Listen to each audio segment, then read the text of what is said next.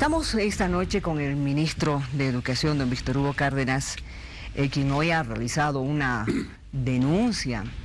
Y una vez más nos ponemos a pensar, esto de la corrupción realmente toca cualquier gestión, está en todas partes del mundo, es algo que creo que viene inherente al ser humano, ¿no es cierto, don Víctor Hugo? ¿Cómo está? Muy buenas noches y un saludo cordial a los televidentes. Qué terrible lo de la corrupción, don Víctor Hugo. Si vamos a empezar a filosofar un poquito. No, es un problema que en la historia política del país no hemos logrado resolverlo. Yo creo que ningún gobierno puede lanzar la primera piedra. Exacto, y en ninguna partes del mundo. Así es, y creo que en la parte de la gestión pública en Bolivia y en el mundo, la corrupción es un grave problema. Yo diría que no hay un gobierno que no tenga corrupción. La diferencia es de que hay gobiernos que encubren y gobiernos que denuncian y desenmascaran. Y queremos estar en la línea de este segundo grupo. La presidenta nos dijo claramente, ningún acto de tolerancia con los hechos de corrupción. Y en cumplimiento de esa instrucción hemos recibido denuncias el día de ayer. Ayer han sido las denuncias. Sí. O sea, esto es violento realmente. Sobre la marcha. En cuanto nos hemos enterado de esas denuncias y actuamos rápidamente, y que el Ministerio de Educación hay una unidad de transparencia encargada para estos casos, en coordinación con la policía, actuaron rápidamente, se presentó las instalaciones de todo el Viceministerio de Educación Alternativa. Y por lo que estamos averiguando, esta es la primera vez que se presenta no una oficina pequeña, sino todo un viceministerio. Porque veremos ahora si los implicados son 1, 2 o 3 o 4. Eso dependerá de la investigación que haga la Fiscalía, no nosotros. Nosotros denunciamos, pero ya los organismos del Ministerio Público actúan y veremos cuál es el alcance de estas denuncias. Claro, hace algunos días o semanas, digamos, ya casi 2 semanas, nos enteramos del caso Entel. Así es. Bulladísimo. Y ayer, justamente, sí tiene usted razón, estábamos escuchando de este caso en el Viceministerio de Educación Alternativa. La viceministra Yola Mamani, ¿cuál es su situación ahora? Ella es la principal acusada. Ayer por la tarde sus oficinas fueron presentadas. Esta tarde se inició la inspección ocular, es decir, la apertura de la puerta, la revisión de la documentación que existe ahí. Están en ese trabajo.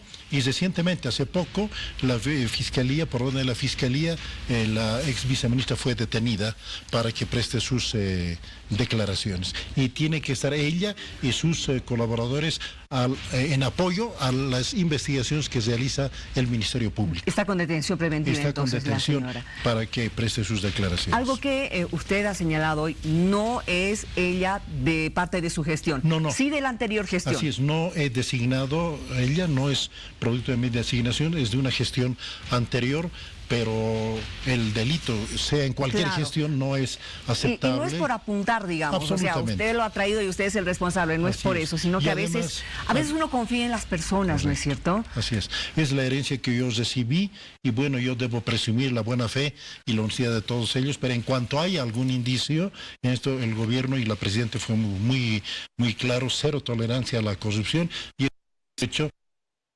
no mancha en realidad al gobierno, sino lo que mancharía sería encubrir ese hecho, callarlo, como ocurría en el pasado. No, ahora se descubre, se investiga, y que sea la Fiscalía, por sus organismos respectivos, investiguen el alcance de estos irregulares hechos. A ver, ¿cuánto tiempo ha estado la viceministra Yola Mamani en ese cargo? Desde el año pasado, desde fines del año pasado. Diciembre más o menos, bueno, ¿no? Eso va a ser, van a rastrearlo todo, sus antecedentes, ¿no? Es parte de la investigación, y obviamente ya me tocaba a mí cambiar los viceministros si surge este problema, y bueno, mi obligación era aplicar la ley. Hemos visto ese video donde la filman a ellas, me imagino que sin que se dé cuenta. ¿Quién? ¿Alguien de ahí adentro también? No, ese es uno de los indicios de una presunta culpabilidad, porque mientras la investigación no concluye, debo decir presunta culpabilidad. Claro, todavía presuntos delitos, porque, no se ha confirmado. Exacto. En democracia hay que presumir la inocencia de las personas, ¿verdad? Y nosotros lo que hacemos es, ante indicios como esa filmación y otras declaraciones y otras denuncias, encargar a la Fiscalía para que investigue y vea los alcances y quiénes son responsables. Exacto. Es un comportamiento individual de 2 o 3, 4, 5 personas, es una red más amplia, eso lo dirá ya la investigación. Ahora, se le acusa a ella de presumiblemente realizar cobros irregulares para vender puestos de trabajo en este viceministerio. Hay indicios para afirmar eso. Ha habido irregulares cobros, por una parte, uso indebido de influencias también, y bueno, la investigación dirá si esos solamente son esos delitos o hay otros más. Ahora, 10.000 bolivianos. ¿Cuánto pagan en ese viceministerio?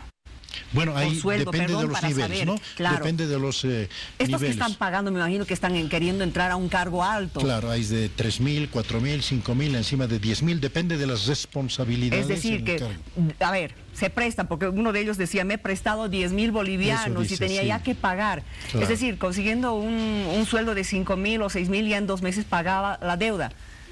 Por recibo así, ¿no? Sí, sí, eso es absolutamente irregular. Es decir, no se puede ofrecer cargos a cambio de montos de dinero. Ahora, ¿qué alcances tiene eso? Bueno, ya depende de la investigación. ¿Y se sabe algo de la, bueno, ya ex viceministra? Sí. Ex viceministra ya, ¿no? Yola Mamani. Sí. ¿Se sabe si es que anteriormente ha ejecutado algún cargo similar? No, que habría hecho gestión de gobierno. No, lo único que tenemos son estas recientes denuncias y ante él se hay que actuar rápidamente.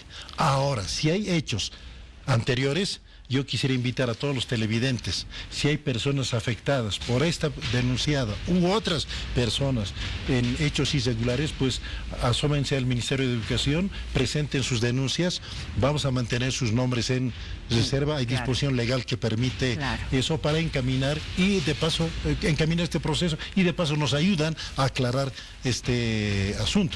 O también directamente a la Fiscalía. El caso tiene ya un número, es el número 22048. 22048. 2048. Ahora, por el momento ella sería la única denunciada. Por ahora. Las pruebas se encamina a ella. Hay otra persona que también está en las grabaciones y al parecer por ahora hay 2 o 3 personas, pero no nos corresponde a nosotros averiguar si hay más, eso lo hará la Fiscalía. Ahora, ministro, tanto aquel que soborna como el sobornador. Así es. Ambos están incurriendo en un delito. Exactamente. En eso la Fiscalía tiene ya amplia experiencia y lo que hacemos como Ministerio de Educación es facilitar las mejores condiciones para que ellos prosigan con las investigaciones y nos digan qué alcances tuvo, quiénes son los responsables, etcétera. O sea, ellos son los organismos encargados, el Ministerio Público, el encargado para hacer la investigación. Nuestra responsabilidad es, obedeciendo la línea presidencial, 0 tolerancia a la corrupción, ante cualquier indicio, y mucho más si hubieran pruebas, encargar a la Fiscalía para que haga ese trabajo. Y en el futuro, si hubiera otros indicios, otras pruebas, actuaremos de esa misma forma o de otra forma, pero en ningún caso encubrimiento, porque si encubrimos delitos, no nos distraerá esfuerzos de tareas más importantes en la educación. Yo estoy empeñado, por ejemplo, en la medición de la calidad educativa. Que es algo que nosotros también queremos conocer, ¿no es cierto? Exactamente. Hay una evaluación que hubo el 2017 que fue ocultada en el ministerio. Yo me he enfrentado ahí, he encontrado y dije, pero estos datos, ¿por qué no lo han difundido? ¿Y quién hizo esa evaluación? En la gestión del anterior gobierno. Exactamente, el 2017. Y los resultados obviamente no son halagadores. Dice que Bolivia, el nivel de educación de Bolivia en primaria es mucho menor al promedio latinoamericano. O sea, estamos en los últimos lugares, cerca de Haití y República Dominicana. No me haga dar un Esta información no se lo ha discutido. Mi obligación es no continuar con ese ocultamiento, ¿me entiende? Sino difundirlo. Ya anticipé a los maestros urbanos y rurales, este tema lo vamos a discutir. Padres de familia, universidades, medios de comunicación y otras entidades, organismos campesinos, organizaciones campesinas, indígenas, vamos a reunirnos en eventos públicos para discutir estos temas, no para llorar ni para buscar culpables, sino para saber dónde estamos, cómo se puede solucionar y avanzar. Perú hizo una evaluación hace años atrás y estaban también en América Latina muy mal. Se unieron los partidos políticos, los expertos y dijeron, haremos un acuerdo político pero también social para cambiar la educación boliviana. cada gobierno que entraba se sometieron a esa agenda, a ese acuerdo. Y en pocos años Perú ha sido el país que más ha saltado en la evaluación llamada PISA, que la OCDE realiza. Entonces, hay que aprender de la experiencia peruana. No es para llorar esto, sino es para darnos cuenta dónde estamos y a partir de eso avanzar en la solución de esos problemas. Fue muy llamativo cuando usted estaba de candidato a hablar acerca del modelo finlandés de educación, ¿no? Así es. Bueno, el modelo finlandés, pero también el modelo de Singapur, el de los países asiáticos que están en primer lugar en educación. Sí. Creo que tenemos nomás que meternos en esto, pero ¿será que los partidos políticos van a acceder a aquello? Parte de mi trabajo va a ser ayudar a todas las candidaturas a que se preocupen del tema educativo. Estamos preparando varias acciones en coordinación del Ministerio con las confederaciones de maestros, universidades y otros sectores para estimular a que las candidaturas hablen de educación y preguntarles qué tienen en el tema educativo. Frente a estos problemas, ¿cómo piensan solucionar?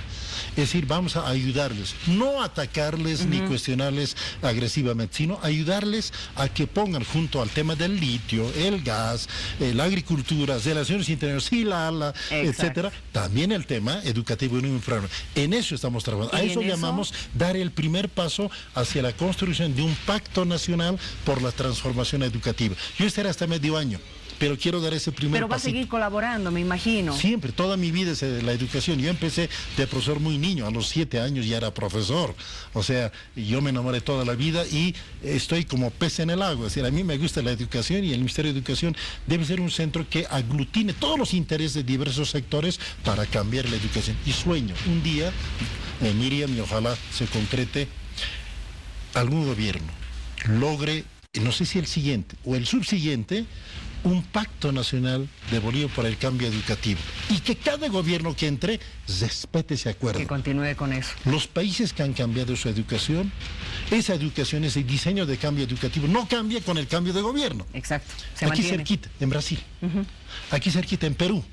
Gobierno de derecha, de centro, de izquierda, pero la agenda educativa es la misma. Exacto. Usted mencionó Asia. Hay cambio de gobiernos, pero el cambio educativo es lo mismo. O sea, un cambio educativo no dura un gobierno, ni 2 ni 3. Debe durar 4, 5, 6 gobiernos. Por eso... A eso llamamos Pacto Nacional por la Transformación Educativa. Queremos dar ese primer pasito. Un pensador chino decía, un viaje de 100 kilómetros se da con el primer paso. Exacto. Estos meses que voy a estar ahí en el Ministerio, quiero que sea ese primer paso. Para preparar futuro. Nos va a involucrar a los maestros, a los que hay que animarlos, mire, a que mejoren también su... mesas de trabajo. Continuamente, cada semana nos reunimos tanto con la Conferencia de Maestros Urbanos y Rurales para discutir, obviamente, temas salariales, gremiales, sí, pero también temas educativos. Y mentalidad entre todos. Claro, estamos trabajando, tenemos mesas de trabajo permanentes donde los equipos técnicos del Ministerio de Educación y las dos organizaciones del Magisterio estamos trabajando.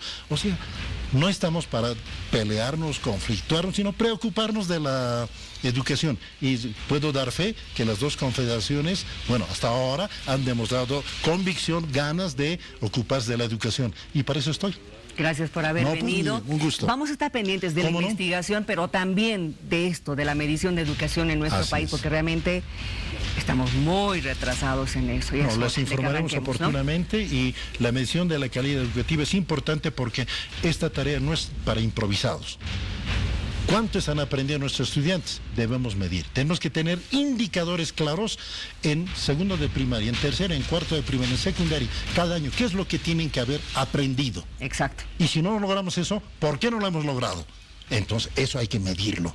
Países serios miden su proceso de aprendizaje y esto vamos a impulsarlo. Gracias por haber venido. Miri. Hasta pronto. Un gusto haber conversado con el ministro de Educación. Vamos a una pausa, por favor.